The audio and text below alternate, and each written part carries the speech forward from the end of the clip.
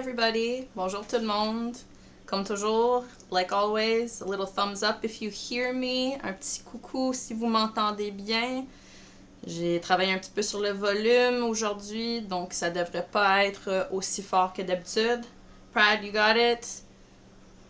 Alright, everybody on Discord or on Twitch has it too. Alright, perfect. So everybody hears me. So, hi everybody. Bonjour tout le monde. Bienvenue à la 11e session de cuisine. So welcome to the 11th cooking session that I've done, which is crazy to think about, but yep, we're at 11 now. So today we are going to do something that I was inspired to do by asking my friends what they would like to see in a cooking lesson. And I got a lot of really good suggestions. We went in a direction of fruit tartlets, which I thought was awesome. We also went in a direction with seasonal stuff, so I thought June is the perfect time to be doing rhubarb. And yes, this is beautiful rhubarb. I just picked this about an hour ago in the garden. And we also talked about cheesecake. So I said, what can I do with cheesecake and fruit tartlets and rhubarb? Well, I'm just going to smash them all together, and I'm going to make a rhubarb cheesecake tartlet. So I did a lot of research and mashed a whole bunch of recipes together, and we're going to hope that today's recipe works out. I did a lot of testing this week, so I'm pretty happy with the results, and I'm hoping that you will be too. Donc, aujourd'hui, j'aimerais ça vous présenter une recette pour des tartelettes à la rhubarbe cheesecake. Donc, pourquoi cette recette? J'ai demandé un petit peu aux alentours qu'est-ce que je pouvais faire comme recette qui serait intéressante pour tout le monde. Et j'ai eu des bonnes suggestions à propos de recettes de tartelettes aux fruits. Je me suis dit, on est en juin. Juin, c'est parfait pour la rhubarbe. J'en ai cueilli aujourd'hui même, il y a à peu près 1 heure, dans mon jardin. Donc, la rhubarbe est en saison en ce moment.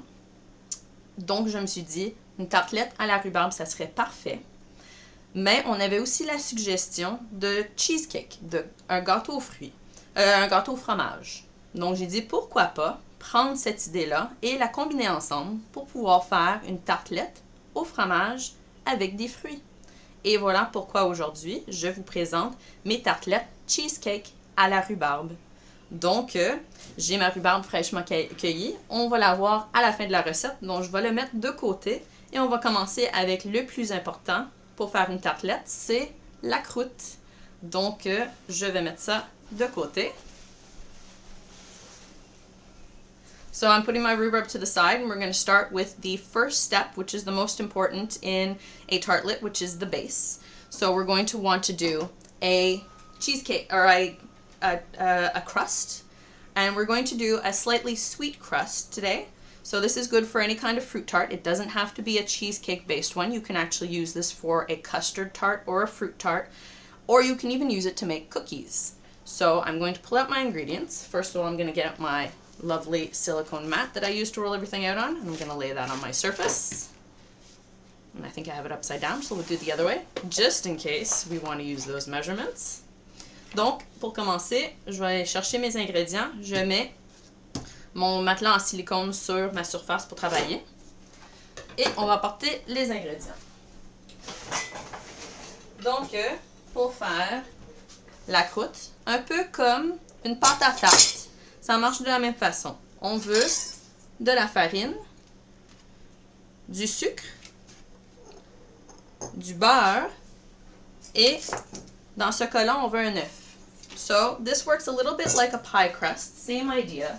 You want flour and butter as your base, but rather than adding water and salt to it, we're going to be adding sugar, so the crust is going to be a little bit sweeter. And we're also going to be adding an egg, so the crust is actually going to have a little bit more flexibility. Now, I'm warning you, this crust is a little bit more delicate to work with, but at the same time, it's really easy to patch. So if you're making a crust for a fruit pie and you get holes in it, you can really easily patch it up, but I'll get to that afterwards. Donc, pour cette croûte-là, on va mettre la farine dans le bol. On va rajouter... on va aller chercher qu'est-ce qui est au fond. So we're putting the flour in the bowl. We're going to add the sugar. couple of little lumps of my sugar, so I'm just going to break them up in my hands. Donc, j'ai rajouté du sucre à la farine.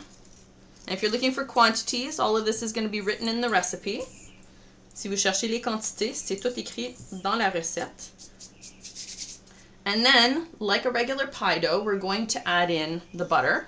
So I cut this already into cubes, and I'm going to mush it in with my hands until I get a crumb.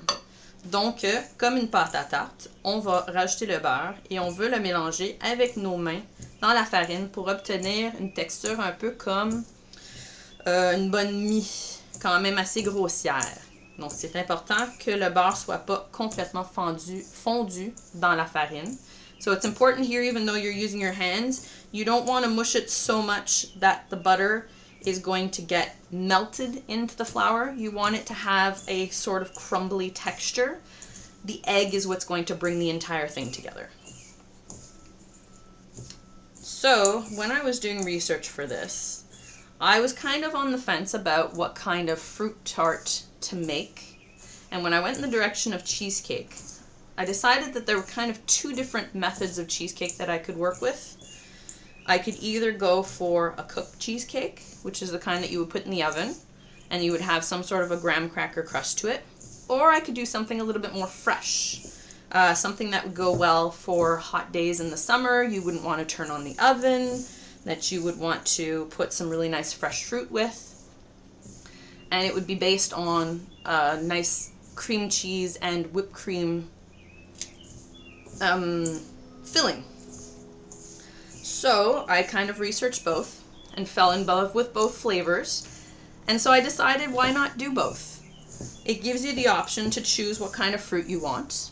And in the summer, when there's so much fruit that's ripe and ready, why not have both available to be able to choose if you want a cooked rhubarb, which you would put maybe strawberry, or a cooked cheesecake, which you would maybe put strawberry jam on top of, or something that's a little bit more fresh with a whipped cream base. It's nice and fluffy, that you would put something really, really fresh on, like blueberries or raspberries fresh out of the garden, that you don't want to cook because you're going to lose all that texture.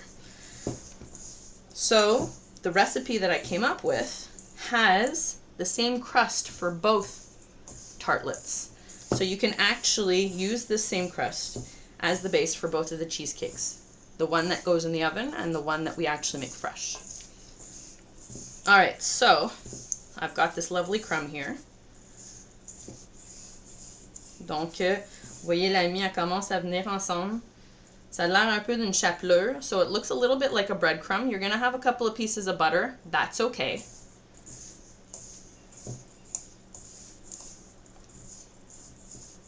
And I'm happy with that texture now. So you can see here the texture is nice and floury, or crummy. Nice and crummy. So I'm going to add 1 egg to this. So I have my egg here. I'm just going to crack this into a bowl. I'm not going to wash off my hands because I'm going to want to mix this with my hands afterwards. So there's no point in washing them right now. Donc, maintenant que j'ai ma belle texture de chapelure ici, je vais rajouter un œuf pour apporter toute la pâte ensemble. Je ne vais pas laver les mains parce que je vais les remettre dans la pâte de toute façon. Donc, il n'y a aucune raison de se mettre les mains propres pour les remettre à la pâte. So I'm just going to beat this up a little bit. And then, I'm going to put this in the middle. Donc, je fais mélanger l'œuf un petit peu.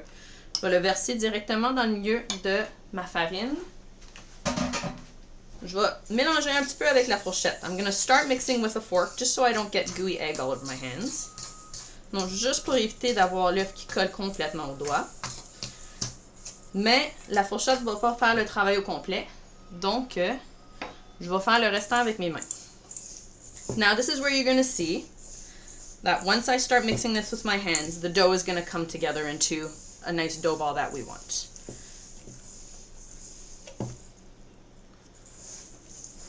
Oh, that's sad, Prad. It's too bad that you have Ivy there instead of the blackberries that you used to have. It's true that Ivy doesn't give you anything to eat.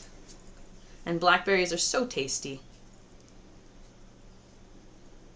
Now, do you have any other kind of fruit sort of plants that grow where you are? that you would use in something like this? Or was it just the blackberries and now you don't have any?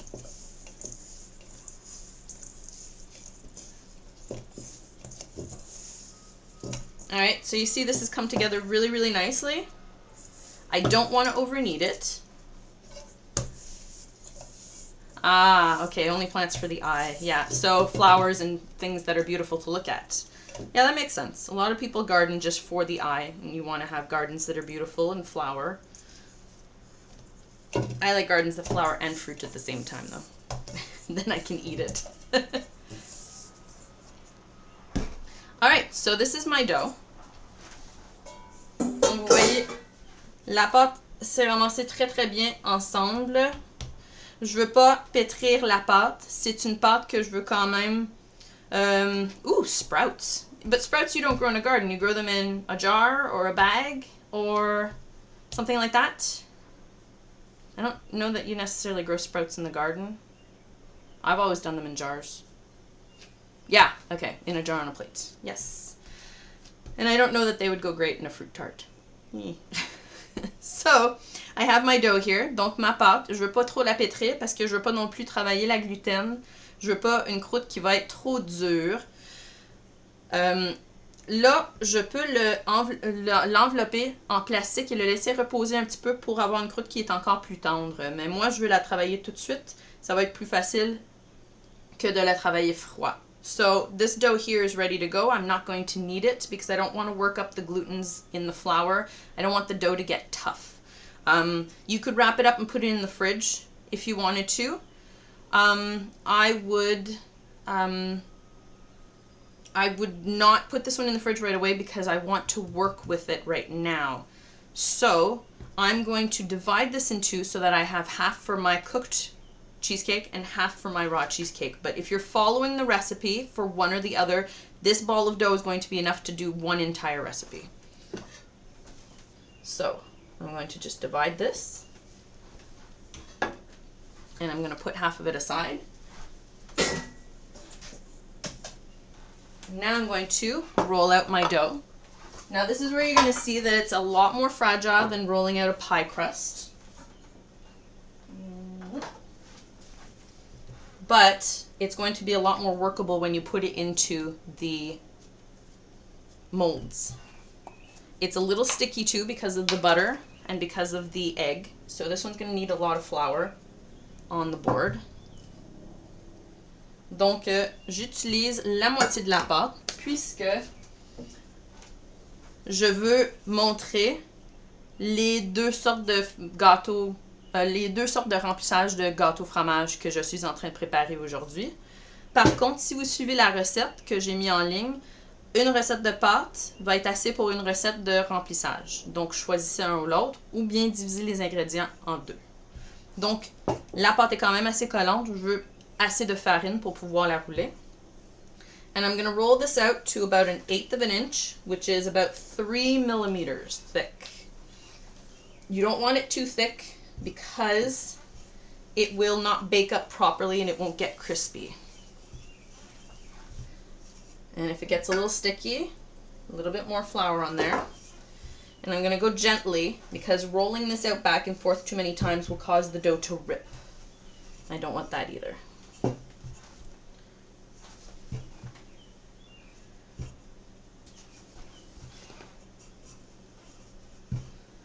Go. So thickness is just about right. It doesn't matter the shape because we are going to be cutting it out with cookie cutters or a knife if you don't have the cookie cutters. I use both because I have many different sizes. Donc je roule ma pâte à une épaisseur de 1/8 de pouce ou bien 3 mm. Je veux pas que la pâte soit trop épaisse parce que ça va pas cuire et devenir assez croustillant dans le four. Donc, j'ai ma pâte de rouler. Et je sors des moules à tartelettes. Donc, ça, c'est des moules à tartelettes avec les côtés dentelés. So, this is a tartlet mold. These are 3-inch tartlet molds. Or maybe, yeah, about 3.5-inch tartlet molds. They have a removable base so that you can get the crust out. So this is the little plate that goes in the bottom here. Then you put your dough into there, and then you bake that. Now, I know that not everybody has these, so I'm going to show you how this one works. But you can also do them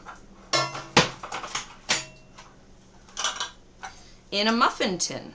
So I'm pretty sure everybody has access to a muffin tin.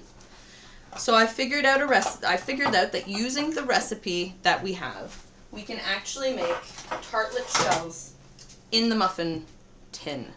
So, si jamais vous n'avez pas de moule à tartelettes, parce que je sais que c'est pas tout le monde qui a ça à la maison, j'ai trouvé que la recette se fait aussi facilement avec un moule à muffin standard. Donc, je vais vous montrer comment faire la croûte dans les deux moules. La recette indique les informations. Pour la cuisson c'est la même pour les deux. Donc, vous pouvez facilement faire des tartelettes, soit dans des moules à tartelettes si vous en avez, ou bien les faire dans les moules à muffins et vous allez avoir des résultats similaires. So, to do these in the tartlet shells, I take out the center and I put this on my dough. And I'm just going to take a small knife and cut just a little bit outside the exterior of my shell. Donc, pour tailler la pâte pour les moules à tartelettes, j'utilise un couteau parce qu'ils sont tous de grandeur différente. Donc, je mets la moule sur la pâte. Je vais tracer autour avec un couteau, délicatement, parce que je ne veux pas non plus couper le matelas en silicone. So I don't want to, at the same time, cut my silicone mat. And I know they're not perfect, but it's not going to make a big difference. Hey Ashley, how's it going?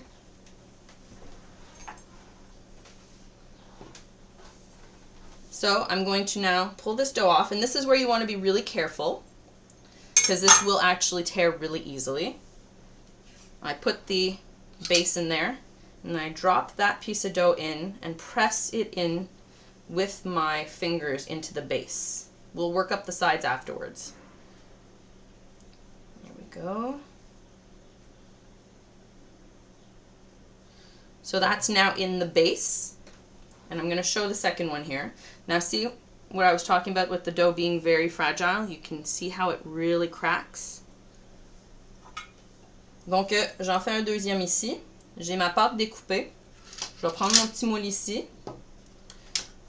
Avec la base, toujours avec la base. N'oubliez pas ça, c'est important. On place la pâte dans le milieu et on va pousser délicatement avec les pouces au fond du moule à tartelettes. On veut faire le fond avant les côtés pour éviter que ça déchire. On ne veut pas étirer la pâte parce que ça va déchirer. Yeah, that's true actually. The muffin forms are really good for doing mini brioche too. Really mini anythings. Alright, so now that I've got that pressed into the bottom, I'm going to show you how to do the sides. You press with your thumb and forefinger to push the dough into the fluted edges. So the fluted edges are the little curves. And you just press delicately to make sure that it all forms into those sides. There we go. And then to trim this, you can either use a knife or something really awesome and super easy. You take your thumb and you just rub it across the top going outside, and you just press the dough right off the top. Just like that. So I just rub my thumb right across the top and take off little sections of the dough, and it flattens it just to the right height on the dough there. Super easy. So that's one just like that.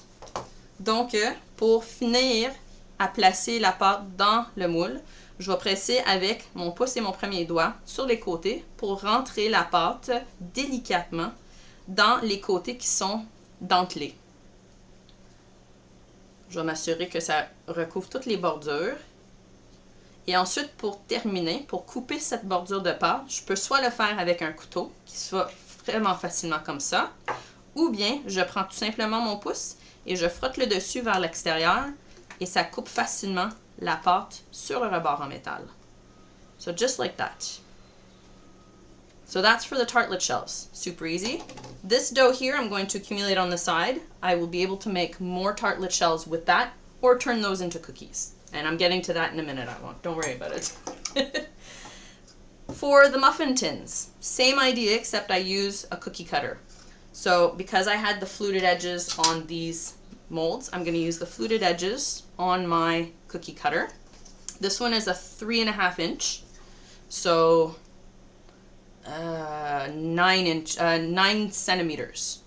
Donc, pour faire les croûtes qui vont être dans le moule à muffin, je vais utiliser un emporte-pièce pour faire des biscuits. Celui-là est dentelé. Il est à 9 cm ou bien 3 pouces et demi de diamètre. Yeah, it is a big cookie. You can use, if you have a coffee cup with the same diameter, or a wine glass, or anything round. If you want to freeform with a knife, it works really well too. But this is all sort of, it doesn't have to be perfect. I just happen to have this. So same idea, I'm going to use the cookie cutter to cut out my dough. Just like that. And if you don't like the little scalloped edges, you can definitely use just the round edge, but this makes them look really pretty. There we go. And then I'm just going to pick these up again. And it's the same idea as I did with the tartlet mold. I'm going to take these and press them right into the bottom. Let's see if I can get this without shadow. There we go. I'm going to push them right into the bottom and then flatten them on the sides. Just like that. So same thing here. I'm going to take one of these crusts. I'm going to push it into the sides, straight to the bottom, gently, because you can easily push your finger right through the middle of this. I've done it. And then make sure, nope, no grease on the muffin tin. There's enough butter in this that they will release super easy, even with the filling in them. But if you're baking them normally, there's enough butter, you don't have to worry about greasing anything. Donc, avant que demander si on a besoin de graisser les moules, pas du tout. La quantité de beurre qui est dans la pâte est juste assez que quand la cuisson se fait, les fonds de tartelettes vont s'enlever super facilement. Pas besoin de gras de plus. Donc, pour mettre mes rondelles de pâte dans les moules à muffins, vraiment facile. On place ça par-dessus et on pousse délicatement sur les côtés pour pousser la pâte directement au fond. On ne veut pas trop pousser parce qu'on peut passer le doigt directement à travers la pâte. Donc, la même chose ici. On va prendre la pâte, on va pousser délicatement sur les côtés. Je ne sais pas si vous voyez, je viens de mettre un trou. So I don't know if you can see, I just put a hole in that one. There's a little crack there. I'll show you how to fix that. So that hole is going to stay there. Now, if you want to fix a hole in your dough, you take a little bit of your extra dough, you put it on top, and you just press that in. When it bakes, the whole thing will fuse together. Hi, Clark! Donc, une dernière, so one last one. Just pressing this into the muffin tin. Gently on the sides to make sure it gets all the way down to the bottom. Donc, comme j'expliquais, si on passe le doigt à travers, c'est très facile de réparer cette pâte-là. On peut juste prendre un petit morceau ici de pâte et le pousser dans le trou qui se forme dans la pâte. Avec la cuisson, la pâte va se fusionner ensemble et vous allez avoir aucun problème avec les trous dans la pâte. Donc, elle se répare très, très, très, très facilement. So, these are our doughs. Like I said, this is half of the dough. I could take this ball and I could ball it back up and roll it out some more. I'm not going to do that today. I'm going to show you the other cookies. To bake, we want to make sure that these are 1, chilled, and 2, we're going to dock them. So docking is the process of making holes in the bottom of the dough to prevent it from ballooning up during the baking process. So I'm going to take a fork and I'm going to poke just the bottom of my dough. Now you don't have to poke too aggressively because you don't want the cheesecake filling to go right through them, but you want to do enough that if there's layers from the butter and the flour, they don't expand and make a big bubble in the bottom of your pie. Donc, pour préparer ça pour mettre au four, je veux les refroidir premièrement pour que le beurre soit bien figé. Et je vais piquer le fond de mes tartelettes. Cela évite que la pâte gonfle au fond et fasse une grosse balloune. Et à ce moment-là, la tartelette n'est pas remplie avec le fromage à la crème, il est rempli avec de l'air. Donc, je prends une fourchette et je pique tout le fond de ma tartelette, comme ça. Je vais faire la même chose avec le deuxième ici.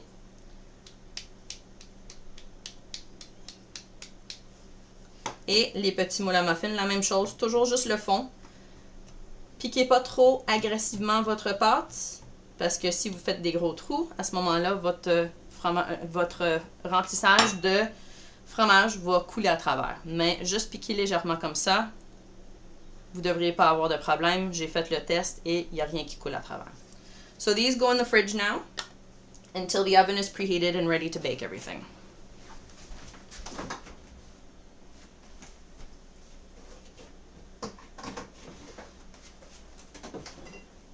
Now, if you wanted to use up the rest of this dough, like I said, you can re-roll everything, make more tartlets, and you would want to do that to use up all of your cheesecake filling.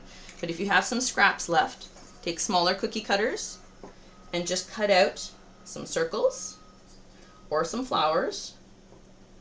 And because this is basically flour, butter, and sugar, which is a sugar cookie recipe, you get really nice little cookie shapes. And you can put these on a baking sheet and bake them until they're nice and brown and have little cookies to have with your tea or your coffee. Donc, si vous avez des restants de pâte après avoir rempli toutes vos moules à muffins pour pouvoir faire des fonds de tartelettes, vous prenez des emporte-pièces plus petits. Vous avez juste à découper des cercles ou bien des fleurs avec le restant de la croûte. Et ça, dans le fond, avec la farine, avec le sucre, avec le beurre, à la base, c'est des biscuits sablés. Donc, hi John, how's it going? I'm glad that you're tuning in from Colombia, that's cool.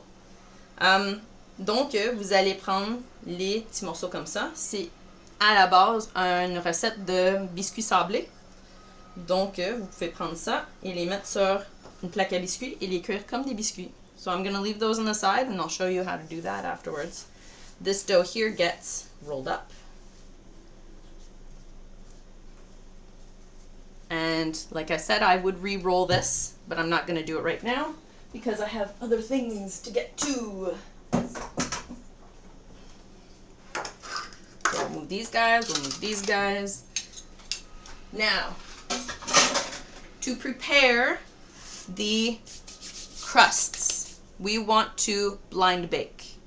I don't know if you're familiar with blind baking. Blind baking is the process of cooking a crust before you fill it with a filling.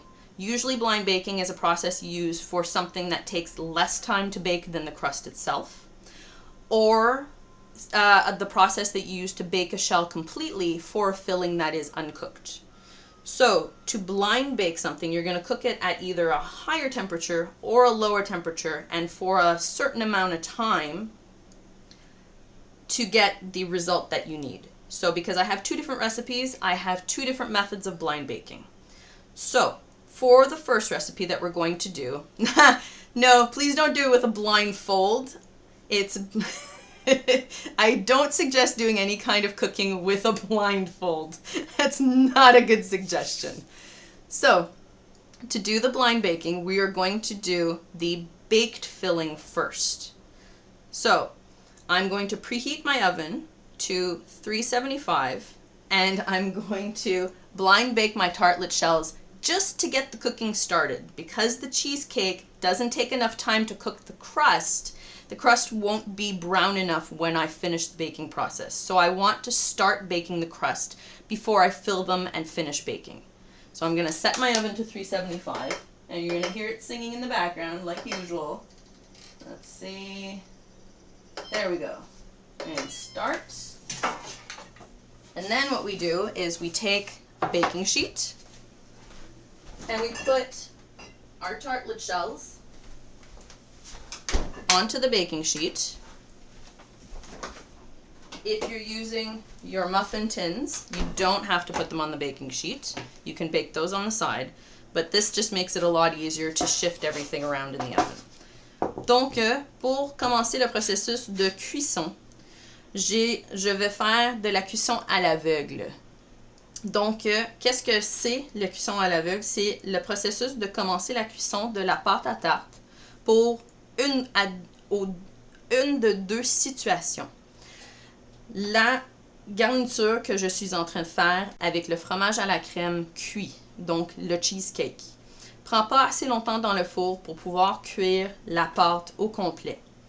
Si on fait la cuisson avec la garniture dans les moules sans faire une cuisson avant, la pâte ne deviendra pas assez croustillante et dorée. Donc, la cuisson à l'aveugle que je vais faire pour ceux-là, c'est pour commencer la cuisson de la croûte.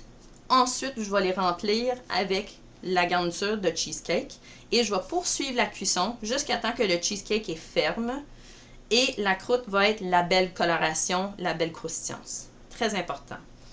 Hey Croquette! L'autre circonstance que j'utilise la cuisson à l'aveugle, c'est pour cuire les fonds de tarte quand je fais un remplissage ou une garniture qui n'est pas cuit.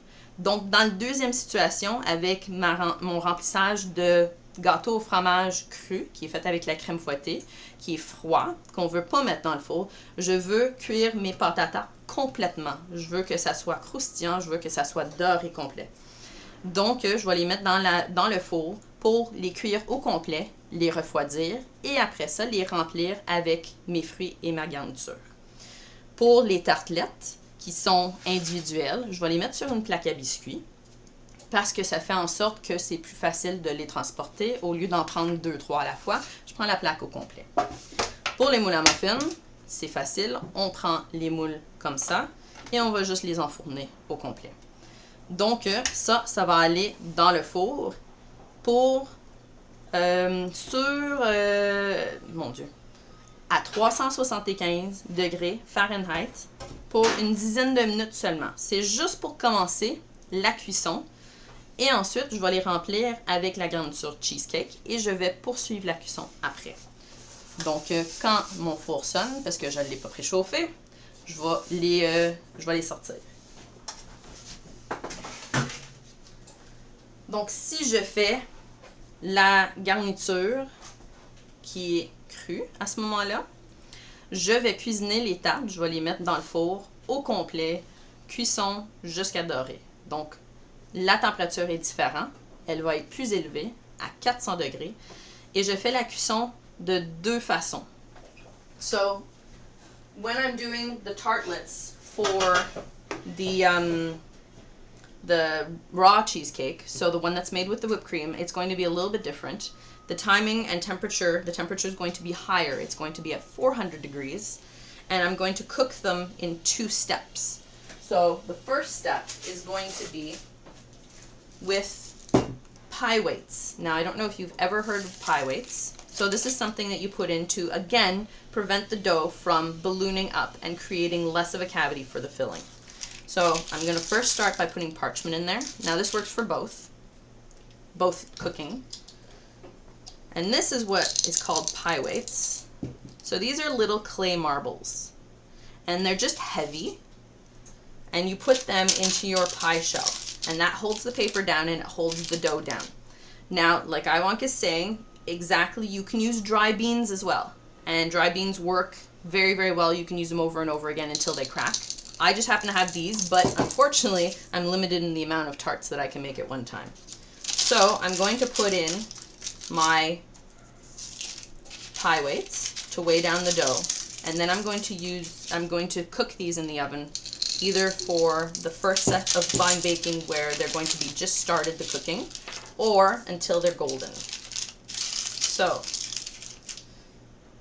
quand je fais la cuisson de ces pâtes-là, je veux aussi éviter, quand j'ai piqué avec la fourchette, j'évite d'avoir la pâte qui va ballonner dans l'intérieur. Les pois à tarte font la même chose. Donc, des pois à tarte, c'est des petites billes en céramique, cuits, dans le fond, et ils ont un certain pesanteur. C'est important de mettre ça sur un morceau de papier parchemin pour que ça ne colle pas directement dans la croûte.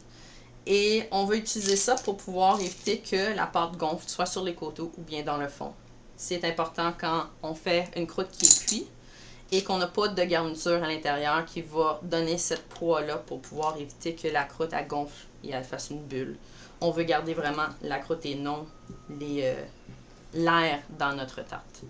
So when I do my blind baking, be it for the the uncooked filling or the cooked filling, I'm going to start both processes with the parchment paper and the pie weights in them. And when I continue the cooking process, I will remove the pie weights, and then I will continue cooking the dough, either empty or with the filling in it. Yeah, no, cannonballs are a little bit big unless you have like mini cannonballs. That would be an option. But yeah. So these are going to go in the oven with that filling in it.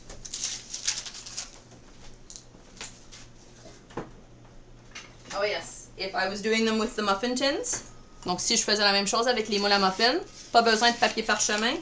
Des petits papiers à muffin, ça marche bien. So if you're doing the muffin tin version, rather than cutting a whole bunch of squares of parchment paper, you can very easily use the muffin papers on the inside, because these are actually made with parchment paper. So just tuck those inside of your molds, add your weights or your beans, and then do your cooking that way.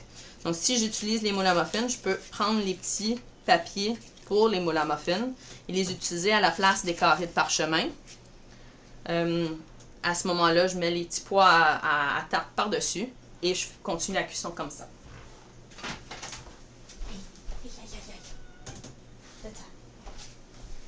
Sorry, I have a pest of a cat who's trying to get out of the house right now. Alright, so we're going to mix up some fillings. Watch those cookies, they'll be back later.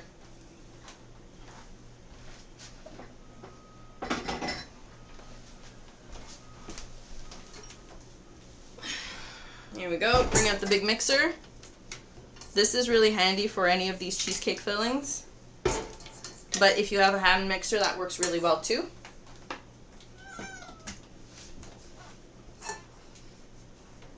So I'm going to use a whisk attachment.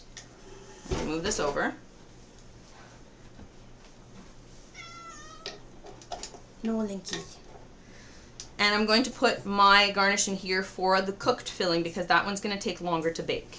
So for the cooked filling, so this is the cheesecake filling that we're going to put into the oven in the half-baked shells, and then we're going to finish the baking process. So the cake that you kind of associate with New York style cheesecake, the big tall creamy cooked filling, that's the kind that I'm working with here.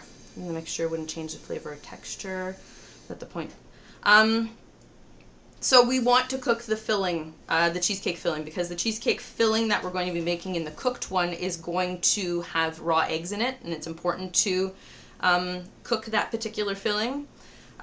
Cooking the crust won't change it unless you overcook your crust, which I did on a couple of occasions, and it gets a little bit of a burnt taste to it. But the point of blind baking is to start the process and then continue the cooking afterwards, so that the crust, which takes a little bit longer, catches up with the cheesecake, which takes a little bit less time. So that way they both finish baking at the same amount of time.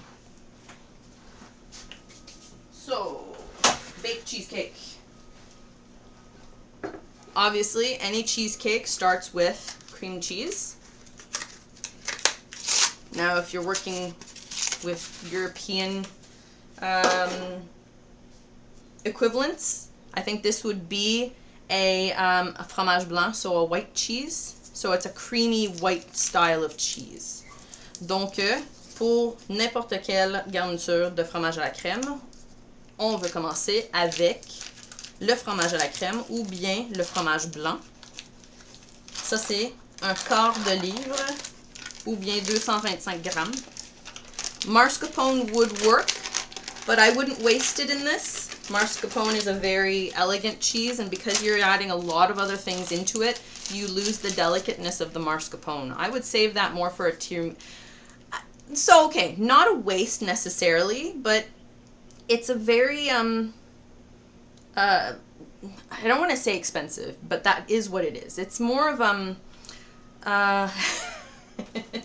okay, so it's more the fact that if you bake a mascarpone cheesecake and you bake a cream cheese cheesecake, the flavor will not be so dissimilar, as you're going to notice the difference once it's baked after adding all of the rest of these ingredients. So why take something as special as a mascarpone to use in a cheesecake like this when you would get very similar results with that cheese, which costs here 20% of the price of a mascarpone. So you can see kind of where my argument is on that. But absolutely, if you have access to a mascarpone at a good price, you can use mascarpone here for sure. I would maybe use a ricotta instead, which is less expensive and still has a really nice taste to it.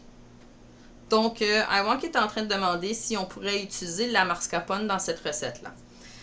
Oui, comme un ricotta, comme n'importe quel autre fromage blanc crémeux. Par contre, puisqu'on rajoute beaucoup d'ingrédients dans cette recette-là, je crois que la saveur de la mascarpone serait perdue. Et ça serait pas nécessairement un gaspillage, mais une perte de cet ingrédient haut de gamme.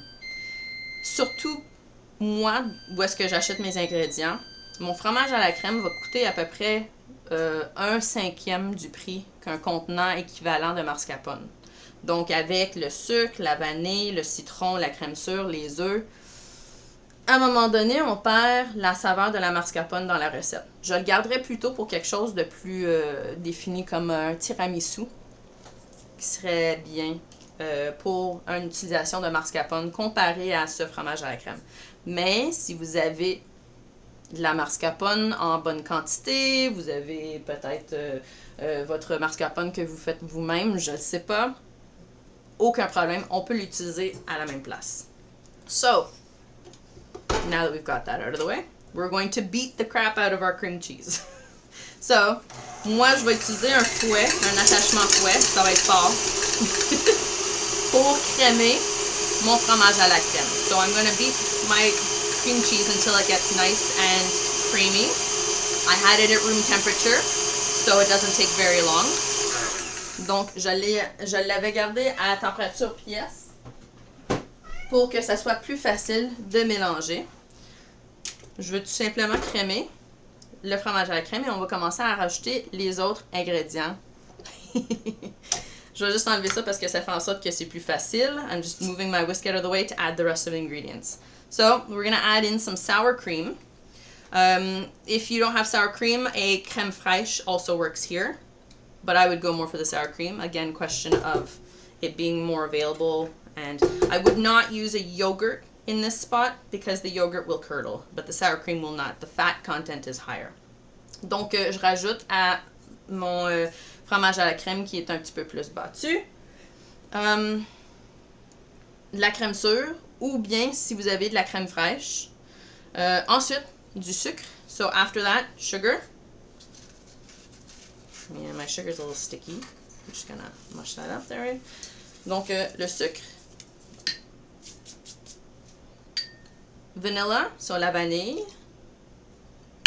And some lemon juice, le jus de citron. Now I'm gonna put the whisk back on there. Je remets l'attachement.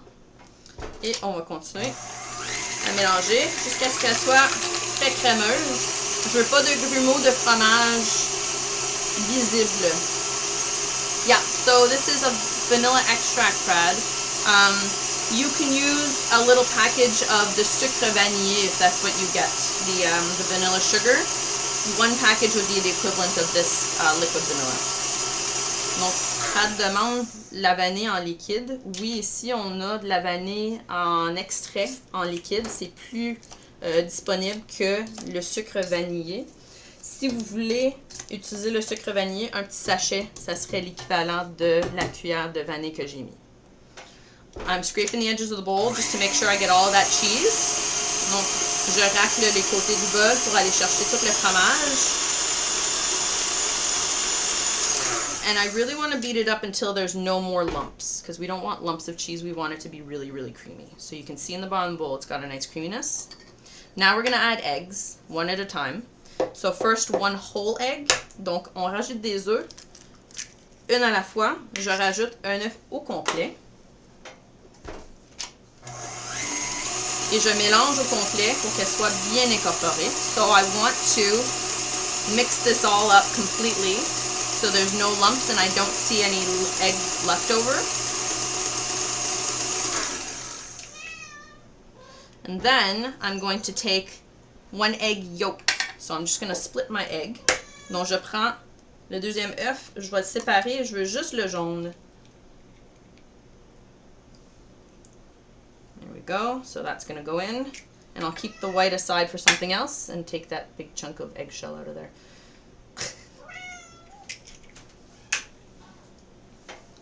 And I'm going to put this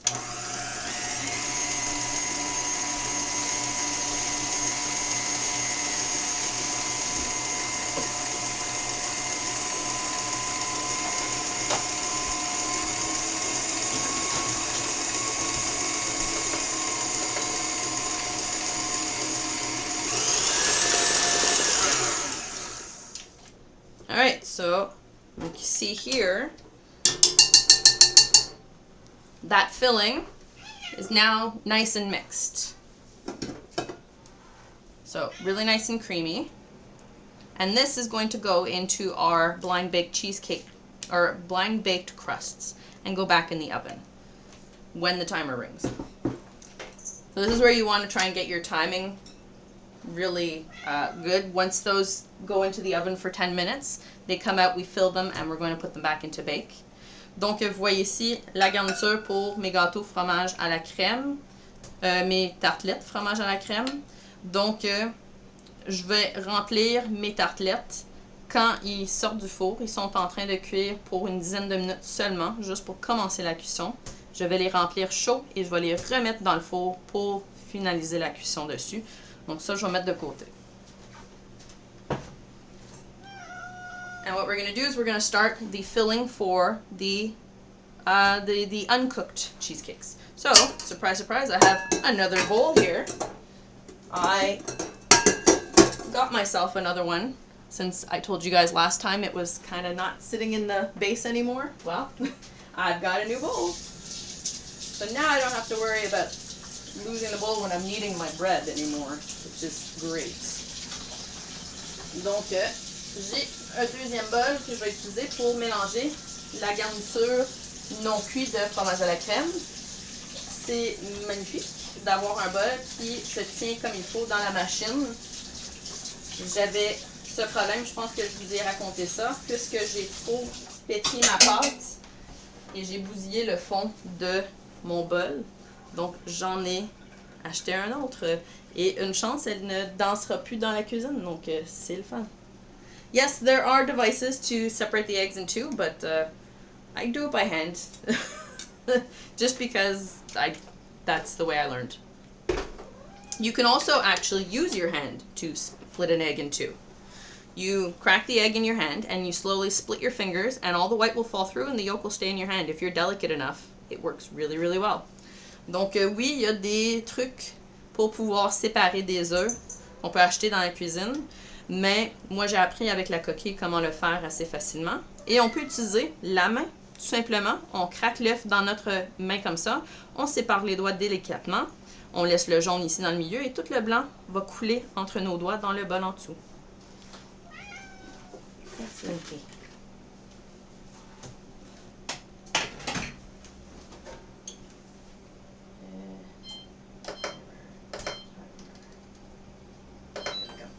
So, for the, I have to train, yeah, okay. Oh, okay, yeah, you'd have to train to open the eggs first. Yeah, it makes a lot of sense. Okay, so for the raw filling, and I keep calling it raw, it really isn't raw, it's just uncooked, we'll call it. So this one is based on whipped cream. So what we're going to do is we're going to whip the cream first, and then we're going to add the whipped cream into a beaten cream cheese. So I have 1 cup of whipping cream, or 35% cream here. Donc je commence maintenant mon remplissage pour le gâteau, le remplissage de gâteau fromage mais cru, non cuit. Je commence avec de la crème à fouetter, qui est ici indiquée comme la crème 35%. Je vais le battre jusqu'à temps que j'ai une belle crème fouettée dans mon bol. Et oui, c'est ça. Donc, je mélange ça au complet. So I'm just going to beat that up first.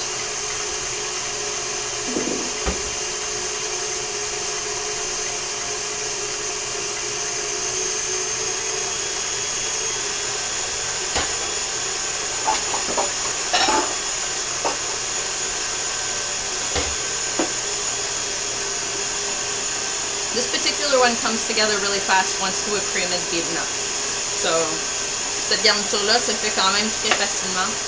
Aussitôt que la crème fouettée est faite, le restant c'est vraiment dernière minute.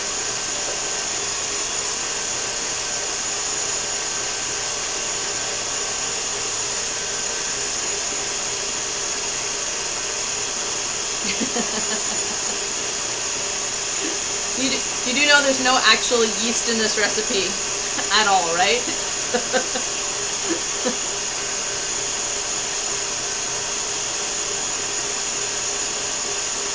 Alright, that looks pretty good.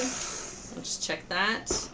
I want this one to be in what's considered soft peaks. Shake the camera a bit.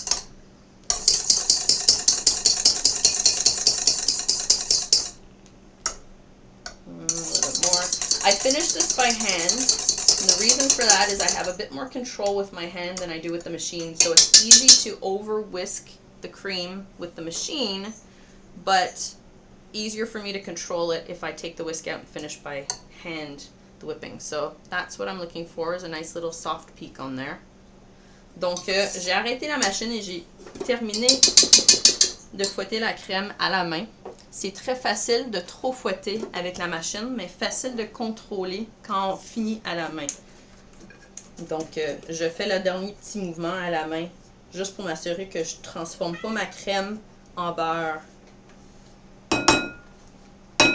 So what I'm doing is transferring my whipped cream into a separate bowl. I'm going to use the same bowl, because it's all getting mixed together anyways. And now I'm going to add cream cheese. So again, this is 225 grams or a quarter pound. Donc, j'ai transféré ma crème fouettée dans un bol à côté et je vais faire la base de fromage à la crème. Donc, la même chose que l'autre emballage, c'était 225 grammes de fromage blanc ou fromage à la crème dans le bol. Je vais le fouetter dans le même bol puisque ça va tout être mélangé à la fin de toute façon. Je rajoute du sucre en poudre. So I'm adding powdered sugar. So that's going to go in there. And this is going to, it's just stuck in there. This is going to come over there.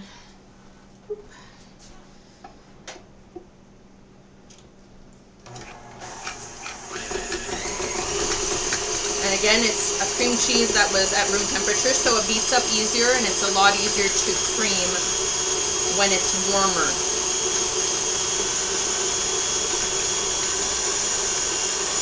I want to make sure that this gets mixed up properly. I can see that the powdered sugar is staying in the bottom, so I'm going to scrape down the sides. Donc, je remarque que mon fromage reste collé un petit peu sur les parois. Donc, je vais juste gratter le rebord. There we go. Make sure I mix all that up. And then I'm going to add in, again, a little bit of the vanilla. And a little bit of lemon juice. Donc, encore une fois, pour la saveur, je rajoute un petit peu de citron et un petit peu de vanille que je mélange. Je veux bien incorporer le tout ensemble.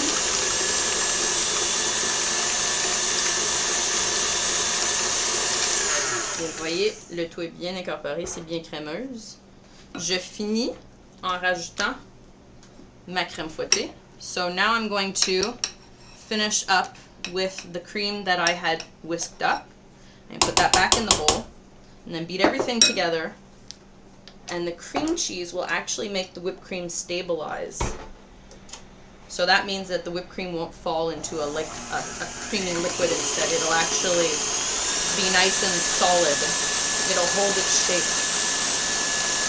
And since I slightly underbeat it, I can get away with whisking it a little bit longer without turning it into butter.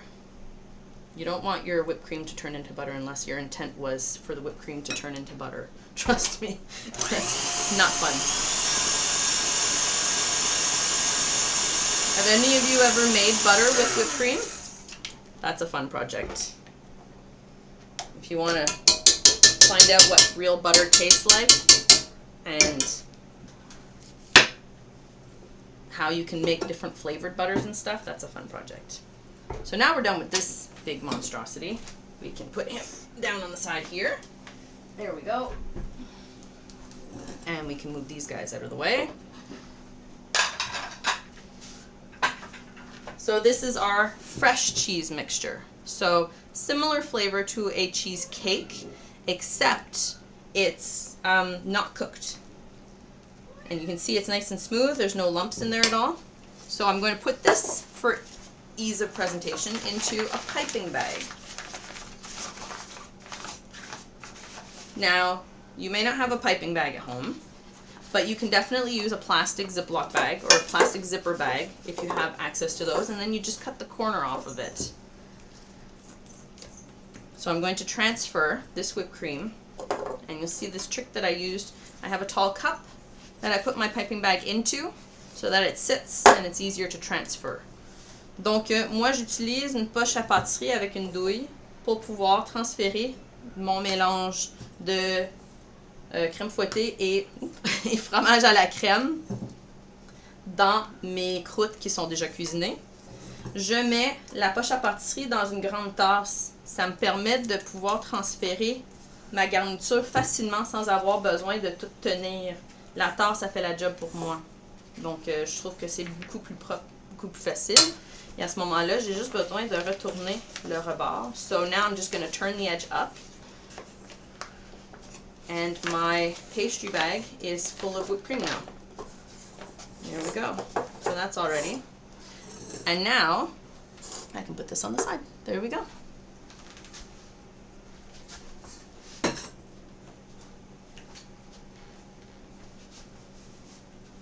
So this is for the uncooked cheesecake. Now we're going to finish up those cooked cheesecakes with that filling that I put. I'm just going to scoop that up.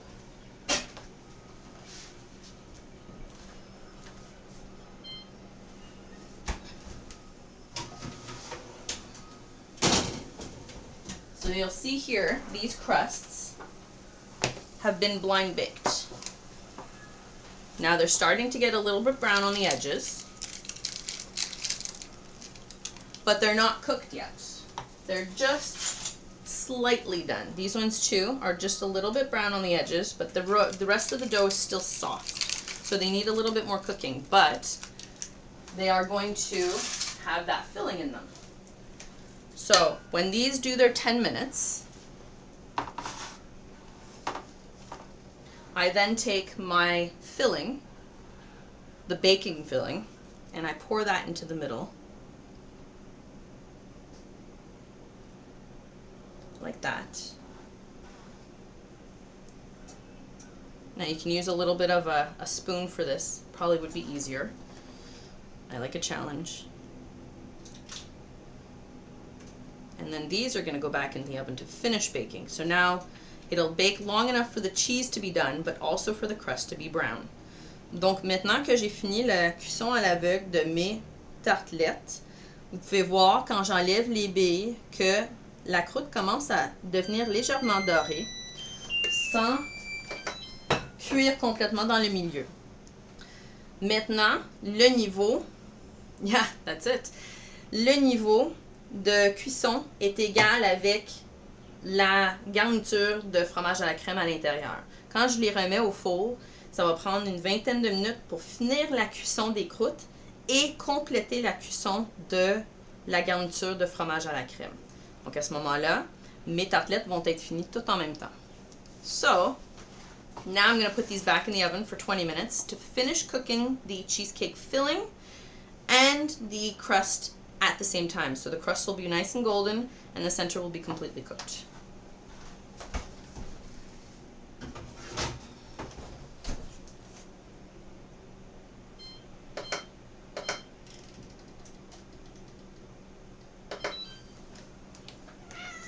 Yes, perfect.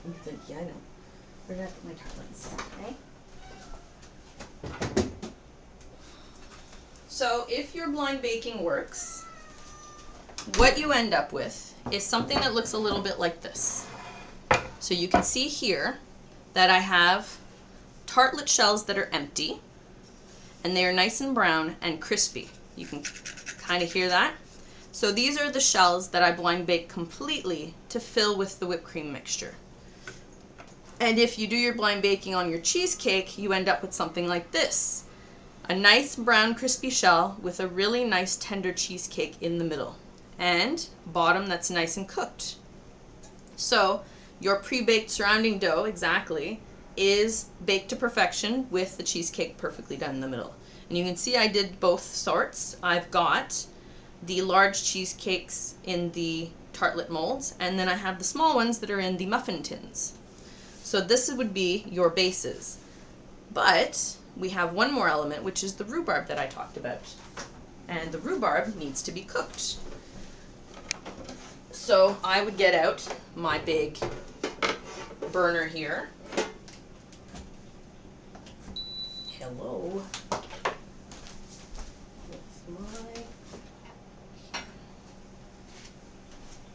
So to do the rhubarb is naturally a much more tart flavor. So we want to add some sweetness to it. So what we're going to do is we're going to add some juice. You can do orange juice. I have a mango nectar here that I'm going to pour in just because that's what I had, but orange juice would work well. And then again, some sugar. Oh, my sugar is stuck today. And I'm going to bring that up to a little bit of a simmer.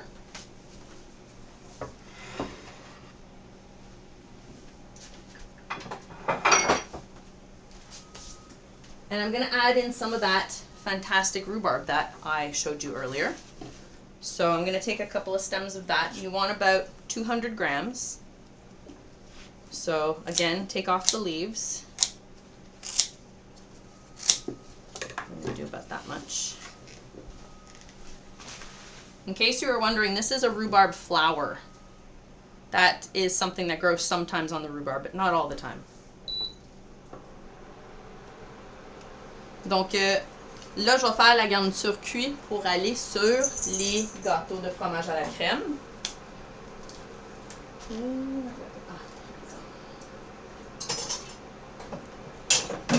Donc, je commence dans mon poêlon avec jus d'orange, si on a.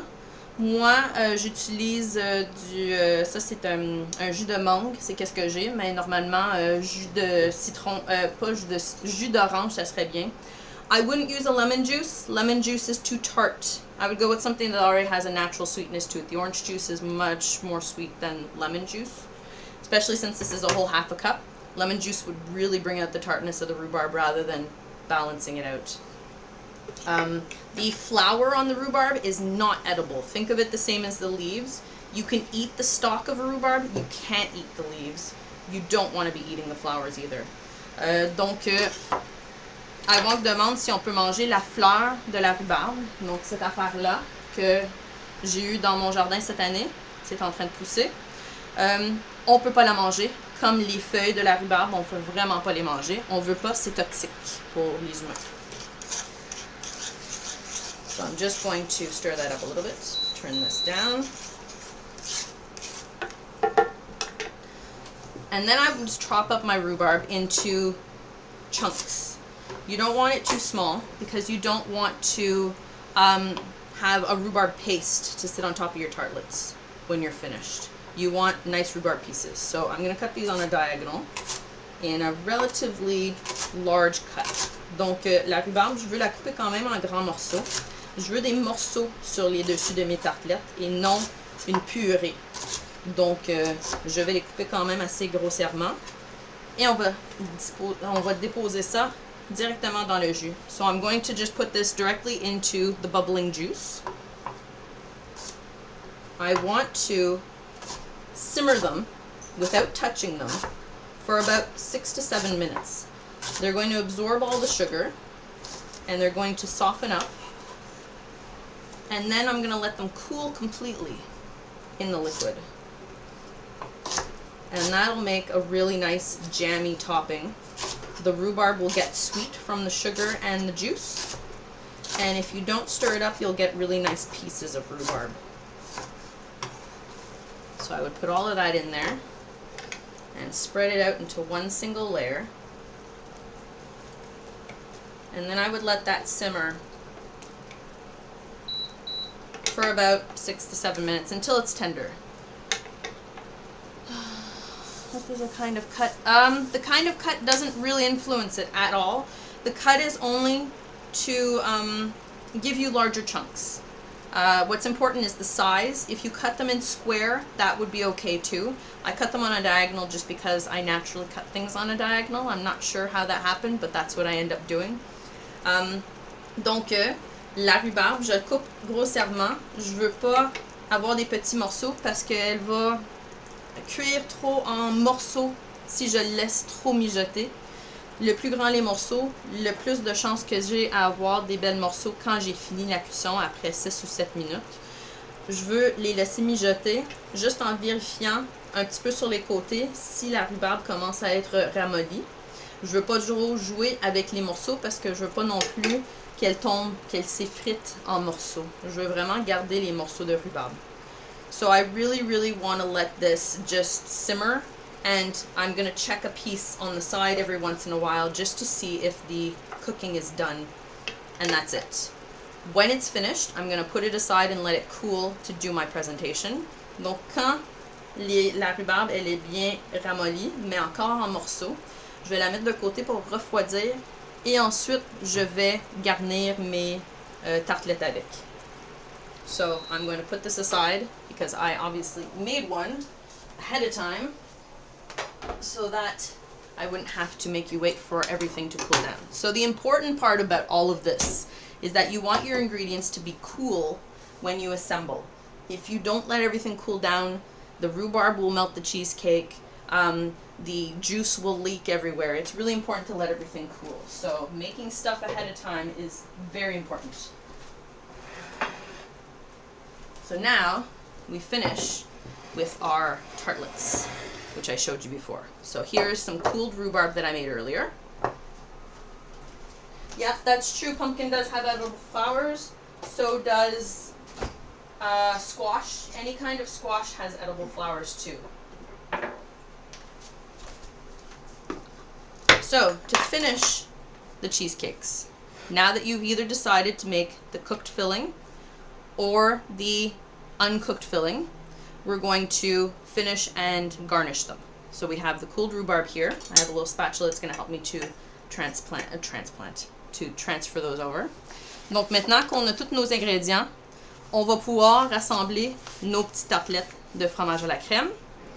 Soit si vous avez décidé de faire les tartelettes avec la garniture non cuite ou bien avec la garniture de cheesecake, on va les rassembler ensemble de la même façon.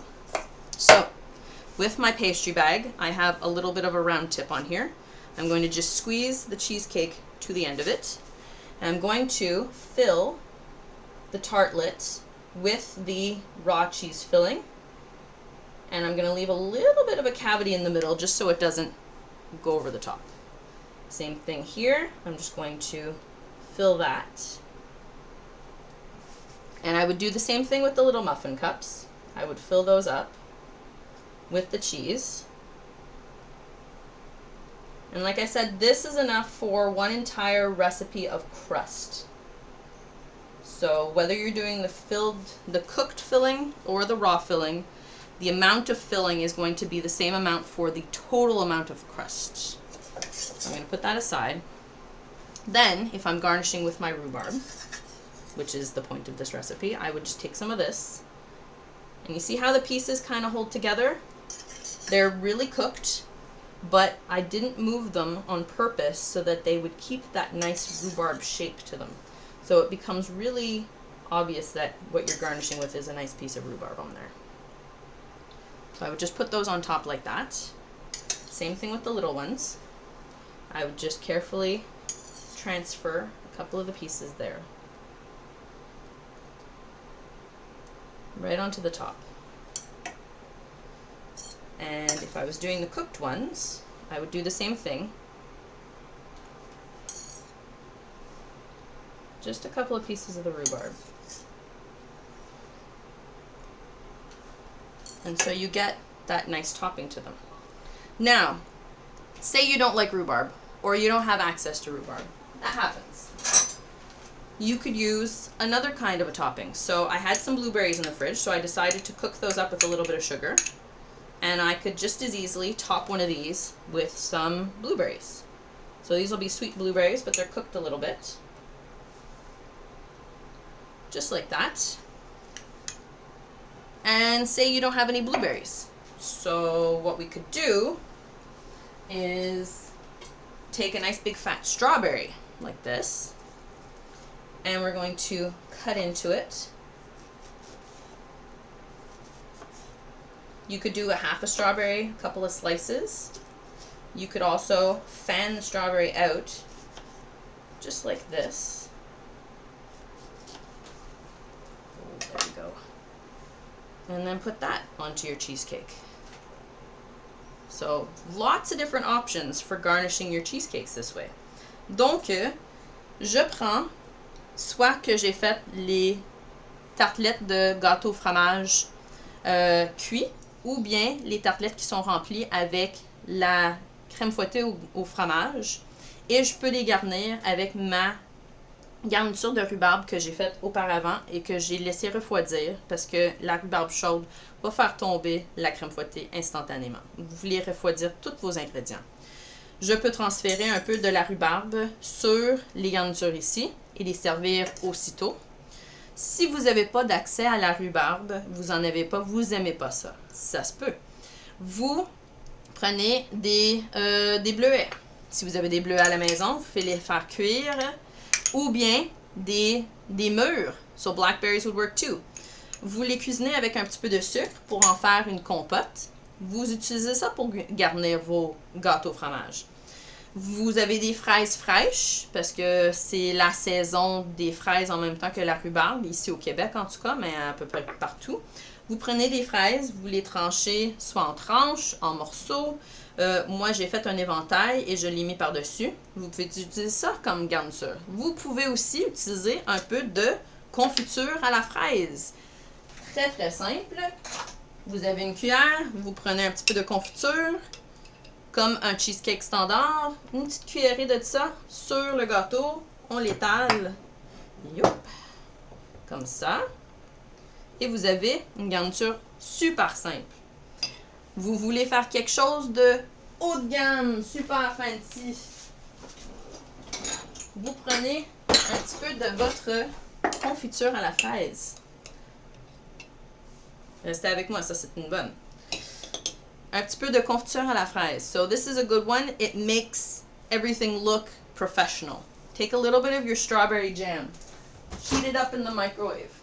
Or melt it in a bain-marie if you have. Like 20 seconds maybe. Just to melt it. I'm going to move all this out of the way now.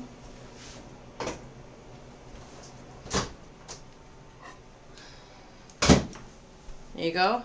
So that's melted strawberry jam. Donc ça c'est la confiture fondue avec un pinceau à pâtisserie. So with a little pastry brush.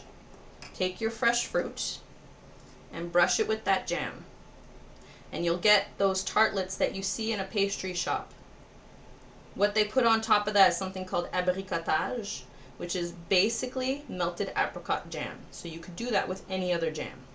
Donc, pour le petit truc fancy, vous faites fondre votre confiture à la fraise dans le micro-ondes 20 secondes avec une brosse à pâtisserie. Vous étalez la confiture sur vos fruits frais. Ça fait en sorte que, comme dans les vraies pâtisseries, un abricotage, c'est de la confiture aux abricots qui est fondue. Donc, pourquoi pas avec la fraise sur la fraise. Donc, ça fait vraiment professionnel comme résultat. Vous avez le petit brillant. So, you have a really professional result because it looks nice and shiny.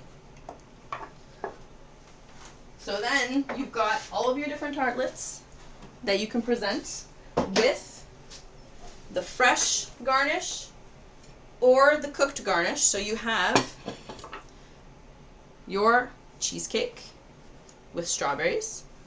You have your cheesecake with rhubarb, which is what we were looking at. Your little tartlets made in the muffin tin. And a little blueberry one, why not?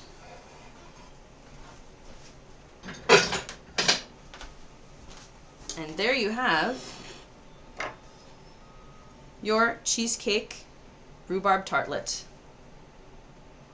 Baked and unbaked. Straight from me to you. And yeah. So lots of different things, lots of different options depending on what you like and what you have. You can make great little cheesecake tartlets all year round and really beautiful little presentation and stuff. So there you go. And yes, you could definitely jam the radar with the strawberry jam. Oh, Iwonk, here's one for you. Boom. Ta-da. So thank you so much, everyone, for joining me. This one is a little bit longer. There was a lot of steps, but I promise everything is really, really clear in the recipe. And I'm on! And you will be able to make beautiful cheesecake tartlets at home, either with the fresh filling or with the cooked filling. So thanks everybody for joining me. Donc merci à tout le monde d'être là. Vous pouvez faire votre sélection de tartelettes de gâteau au fromage avec rhubarbe ou avec autres fruits tout l'été avec les fruits frais. Façon différente de les présenter et avec les ingrédients que vous aimez manger. Merci d'avoir été là avec moi et je vais vous voir la prochaine fois en juillet avec une nouvelle recette. Donc merci et à la prochaine!